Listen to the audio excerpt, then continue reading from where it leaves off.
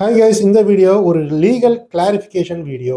நீங்கள் ஒரு கம்பெனியில் வேலை செய்கிறீங்கன்னா கம்பெனி சார்பாக நிறைய விஷயங்கள் அம்யூனிட்டிஸ் உங்களுக்கு கொடுத்துருப்பாங்க. சிடி, பென்ட்ரைவ், லேப்டாப், இந்த மாதிரி நிறைய விஷயங்கள் கொடுத்துருப்பாங்க. ஸோ இது ஒரு சின்ன பிரச்சனை, ஒரு லீகல் கேஸாக மாறிடுச்சு. இந்த இன்ட்ரெஸ்டிங்கான கேஸை பற்றி நாம் இந்த வீடியோவில் பார்க்கலாம்.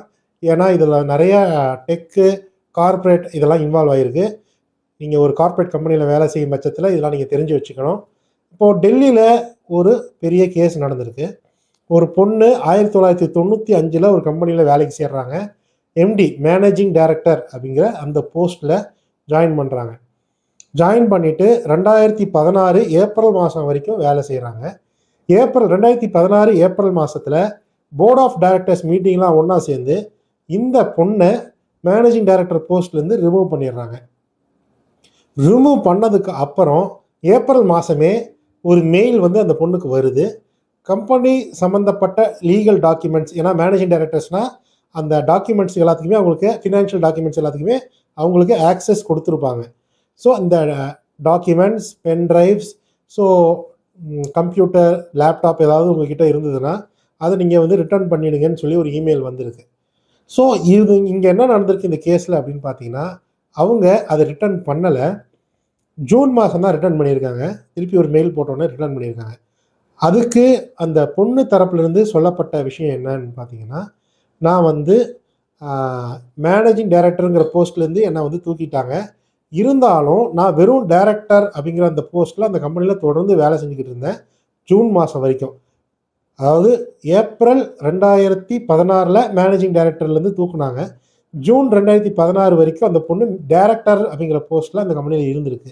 ஸோ அதுக்காக நான் வந்து இந்த கம்பெனியில் இருக்க இந்த இதெல்லாம் பொசிஷனில் நான் வச்சுருந்தேன். அந்த போஸ்ட்டில் இருந்தும் என்னை ஜூன் மாதம் தூக்கிட்டாங்க. ஸோ டைரக்டர் போஸ்ட்லேருந்து தூக்கிட்டாங்க. அதுக்கப்புறம் நான் அதெல்லாம் ஒப்படைச்சிட்டேன் அப்படின்ற மாதிரி அந்த பொண்ணு கிளாரிஃபிகேஷன் கொடுத்துருக்காங்க.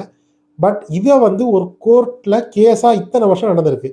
2016 25 வரைக்கும் இப்போது அந்த கேஸ் வந்து நடந்திருக்கு. இப்போ தான் தீர்ப்பு வந்திருக்கு.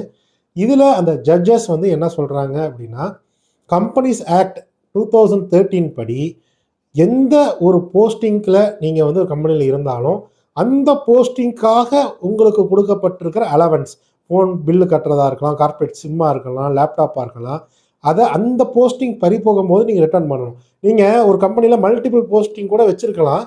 ஆனால் எந்த போஸ்டிங்காக என்னென்ன அலவன்ஸ் உங்களுக்கு கொடுத்துருக்காங்கிறத ரொம்ப கேர்ஃபுல்லாக இருங்க. ஏன்னா இந்த பொண்ணு விஷயத்தில் பார்த்தீங்கன்னா, மேனேஜிங் டைரக்டர் அப்படிங்கிற அந்த போஸ்ட்டுக்காக தான் இவங்களுக்கு லேப்டாப்பு, அந்த அம்யூனிட்டிஸ்லாம் கொடுத்துருக்காங்க. டைரக்டருங்கிற போஸ்டிங்காக இல்லை. ஸோ இப்போ இந்த பொண்ணு மேலே கேஸ் போட்டிருக்காங்க.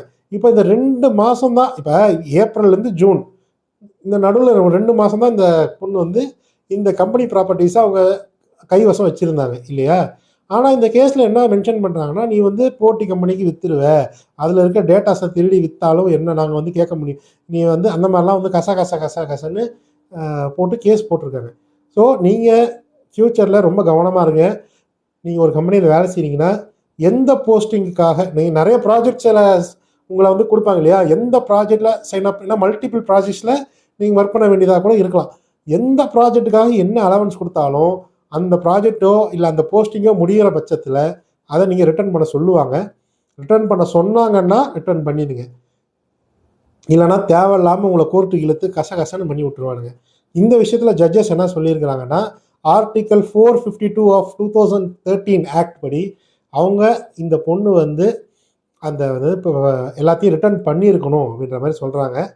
இதில் வந்து அந்த பொண்ணு வந்து, அந்த பொண்ணுக்கு ஏப்ரல் மாதம் கொடுத்த அந்த இமெயிலில் லேப்டாப்புங்கிற வார்த்தை தெளிவாக இல்லைனாலும் டேட்டா, ஹார்ட் டிஸ்க்கு, கம்ப்யூட்டர் டேட்டாங்கிற மாதிரியான விஷயங்களை மென்ஷன் பண்ணியிருக்கிறாங்க.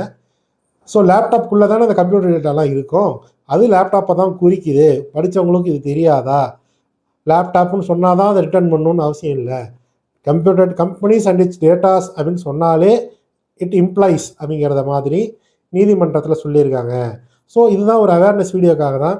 நீங்கள் ஒரே கம்பெனியில் இருந்துக்கிட்டு மல்டிபிள் ப்ராஜெக்ட்ஸு, மல்டிபிள் போஸ்டிங்கில் இருப்பீங்க. எந்த ப்ராஜெக்ட்டுக்கு எந்த போஸ்டிங்க்கு என்னென்ன அலவன்ஸ் உங்களுக்கு தராங்கிறத கேர்ஃபுல்லாக மானிட்டர் பண்ணுங்கள். ஸோ ஏதாவது ஒரு போஸ்டிங் உங்களை மாற்றினாங்கன்னா, அந்த அம்யூனிட்டிஸ் திருப்பி தர சொன்னாங்கன்னா கொடுத்துருங்க. கேட்ட உடனே கொடுத்துட்டேன் அப்படிங்கிற மாதிரி பேர் வாங்கிக்கிட்டீங்க அப்படின்னா நாளைக்கு உங்களுக்கு இந்த மாதிரியான லீகல் தொல்லைகள் இல்லாமல் போயிடும். ஸோ இதே மாதிரி தொடர்ந்து நல்ல டாப்பிக்கை பற்றின வீடியோஸ் வேணும்னா சப்ஸ்கிரைப்.